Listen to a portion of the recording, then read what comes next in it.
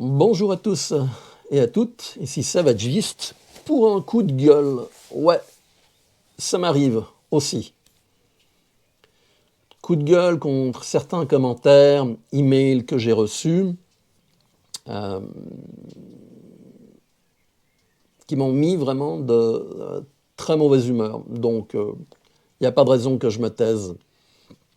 En fait, comme vous le savez, pour ceux qui me suivent depuis longtemps, c'est depuis 2009 que je suis en train de me préparer au niveau du survivalisme par rapport aux crises successives qui vont venir. Et cela, suite à un événement traumatique que j'ai vécu et qui m'a fait prendre conscience de certaines choses. J'ai pas envie de parler de cet événement. C'est quelque chose que j'ai toujours pas digéré. Hein, c'est humain. Et donc, j'ai commencé à me préparer à cette date-là. Et donc, à investir de l'argent dans du matériel, dans des accessoires, dans de la nourriture, dans des connaissances. Et aujourd'hui, 2023, j'ai dû vendre une partie de mon matériel. J'avais fait une vidéo sur le sujet. Et donc, on m'a reproché d'acheter des choses chères. Alors, 2009-2023, ça fait 14 ans. En 14 ans, on peut en acheter des choses. On est bien d'accord. Là, les radios que je vous ai présentées, c'est des radios qui ont une dizaine d'années. Ce n'est pas quelque chose que j'ai acheté aujourd'hui. L'idée d'acheter du matériel cher, c'est tout simplement parce qu'au départ, j'ai fait des expériences avec du matériel bon marché. Bah oui, on ne connaît pas. Alors on voit quelque chose, on se dit ça a l'air pas mal.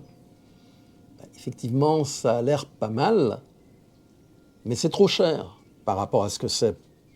Et donc, on se retrouve avec un objet qui ne remplit pas ses fonctions, qui est fragile, qui peut s'abîmer, qui va s'abîmer, ou qui ne fonctionne pas comme il se doit. Alors, vous achetez une fois, vous devez racheter une deuxième fois, et de toute façon, ce que vous allez acheter, ça ne correspondra pas à quelque chose de valable, et vous aurez des problèmes.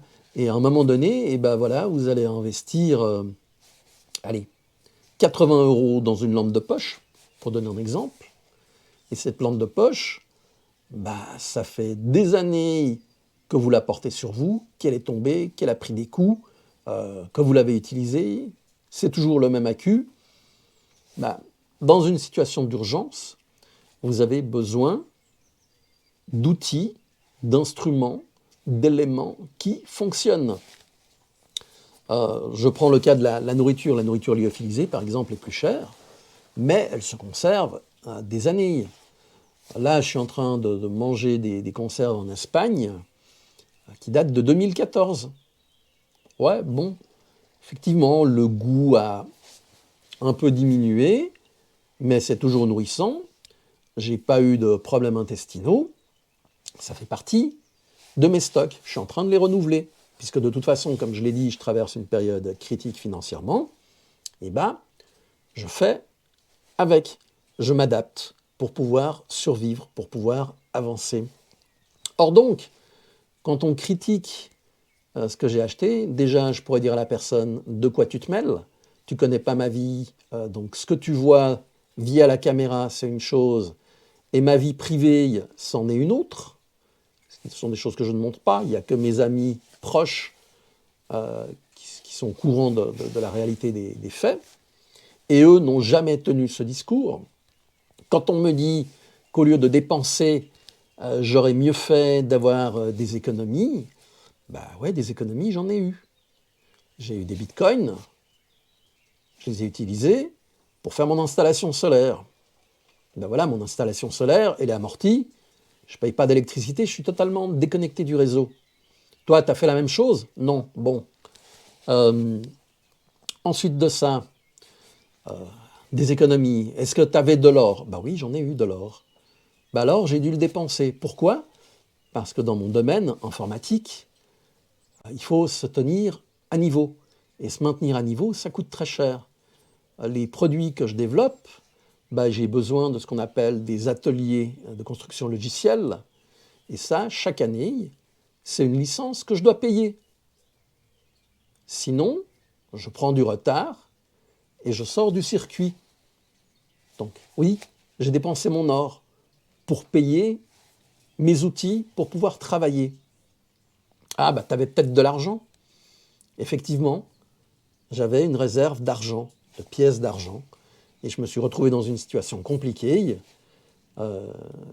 C'est un de mes amis qui les acceptait en gage, de manière à avancer une certaine somme et à me permettre de sortir d'une ornière. Les amis, ça n'a pas de prix. Ce sont des gens qui vous comprennent. Alors toi, qui t'es permis de faire des commentaires comme ça, je sais pas, peut-être que tu fumes. Combien de paquets de cigarettes par jour? Je n'ai pas la moindre idée. Mais c'est pas à moi de te dire que si tu dépenses entre 10 à 15 euros par jour, bah à la fin de l'année, ça fait une belle somme que tu as cramé pour rien. Ou alors que tu te drogues. Je sais pas, c'est ta vie, c'est pas la mienne. Mais je ne me permettrai pas de te dire ce que tu dois faire ou ne dois pas faire. D'accord? Oui, ça m'a vraiment énervé. Donc voilà, je fais ce qu'il faut pour survivre, pour avancer. De toute façon, des situations catastrophiques, ben, hormis une situation de guerre type Hiroshima, des situations de maladies graves, incurables, ben, normalement, au bout d'un moment, les choses s'améliorent parce qu'on ne peut pas être tout le temps dans la descente. Mais ce qu'il faut, c'est prendre les bonnes décisions pour traverser ces périodes de turbulence fortes, de manière à subir le moins d'impact possible. Or, dans le matériel que j'ai pu vendre, qui était du matériel en parfait état, bon, bah ok, j'ai perdu. Il y a des gens qui ont eu la chance de l'obtenir. Je pense qu'ils en sont très satisfaits. Ils ont payé un prix qui a été accordé de part et d'autre. Donc ça a été une négociation. Et on est sortis les deux gagnants. Donc les personnes qui m'ont aidé en sont sortis gagnants aussi. Tout ça pour dire que du bon matériel, vous arriverez à le revendre. Pas forcément au meilleur prix, mais c'est comme une voiture. Il y a le barbare philosophe qui parlait d'acheter une grosse bagnole, il a fait une vidéo là-dessus, c'est à mourir de rire. Il dit des choses d'une justesse incroyable. Et on préfère acheter de la merde parce que c'est bon marché, entre guillemets, mais il y a des frais qui viennent s'accumuler derrière, ou tout simplement parce que on ne veut pas dépenser pour l'essence ou pour le reste. Ma voiture, elle a 27 ans. C'est pas une voiture neuve. Mais elle roule. Elle m'amène du point A au point B. La moto que j'avais est en panne. Je n'ai pas l'argent pour la réparer actuellement. Et ben, je vais à pied, vu que je ne peux pas me permettre de remplir les dépôts d'essence toutes les semaines. Mais c'est pas grave. Ça fait partie des choses que j'accepte. Je m'adapte. À l'heure actuelle, notre plus grande force en tant que survivaliste, c'est de s'adapter. C'est pas d'aller faire du bushcraft et tout ce genre de choses. Vous avez plein de chaînes là-dessus qui donnent des bons conseils. Ouais, mais on est beaucoup plus dans une survie économique à l'heure actuelle pour beaucoup de gens que dans une survie de type aller dans la verte. Donc ce sont des distractions. Bon. Vous avez aussi des chaînes de youtubeurs que je vais largement critiquer sans les nommer. Certains se retrouvent dans une situation précaire, dommage pour eux, parce qu'ils n'ont pas payé leur loyer. Bon. Il leur faut 4 000 €, ils se retrouvent avec plus de 170 000 €. C'est vrai que pleurer sur Internet, c'est un bon business. Ah, ça rapporte. Moi, je ne sais pas pleurer sur Internet. Je fais au mieux avec mes capacités. Je suis peut-être insupportable pour certains. Mais au moins, je reste droit dans mes bottes, avec mes valeurs. Et tout le monde n'est pas comme ça. On a beaucoup de nomades, van-lifers, où les gars utilisent leurs 3 ou 4 chiens pour des frais vétérinaires, alors qu'ils les laissent déambuler n'importe comment. En fait, ce sont des sources de profit. Ils ont réussi à créer une image de paumé de la société et un courant de sympathie,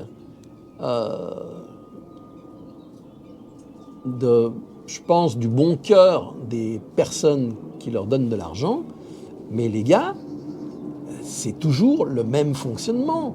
Ah, mon moteur, il est en panne, il n'y a pas d'argent pour réparer le moteur. Ah, les pneus, ils sont foutus, il n'y a pas d'argent pour les pneus. Non mais attendez, les gars, ils ont une mine, ils ont créé une mine en or. Et ces gens-là profitent de la bonté des gens. Combien de fois, à l'époque où j'avais de l'argent, où j'avais un gros salaire, combien de fois j'ai aidé des personnes qui n'avaient pas les moyens. J'ai payé des opérations, oui, j'ai payé des opérations parce que les gens ne pouvaient pas le faire. Pas en Suisse, mais je l'ai fait. Bon. Bah, pour moi, c'était quelque chose de normal. Là, ces gens, ces youtubeurs, manipulent leur audience pour faire du fric. Une autre, parce qu'il n'y a pas que les hommes, hein, attention, une autre qui change de camping-car, elle obtient un camping-car de bonne qualité, à un prix défiant toute concurrence, vu l'état de la chose, et elle commence à chouiner parce qu'il y a 3 gouttes d'eau qui rentrent. Non mais c'est hallucinant. On en est arrivé à toute une génération de youtubeurs mendiants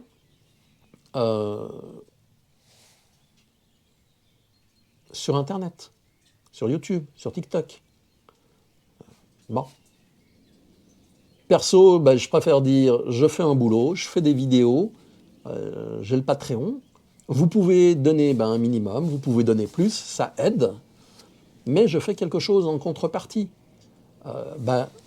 Se déplacer, là je ne suis pas à Genève, je suis à une quinzaine de kilomètres de Genève.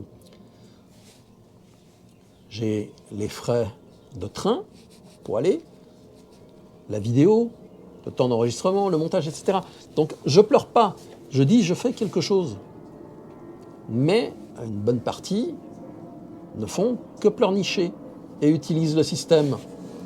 Donc voilà, donnez-moi votre avis. Est-ce que je dois me mettre à pleurnicher aussi pour profiter de la bonté des youtubeurs? À très bientôt. Et n'oubliez pas, prenez soin de vous, de ceux que vous aimez et soyez prêts face à l'imprévu. Ciao!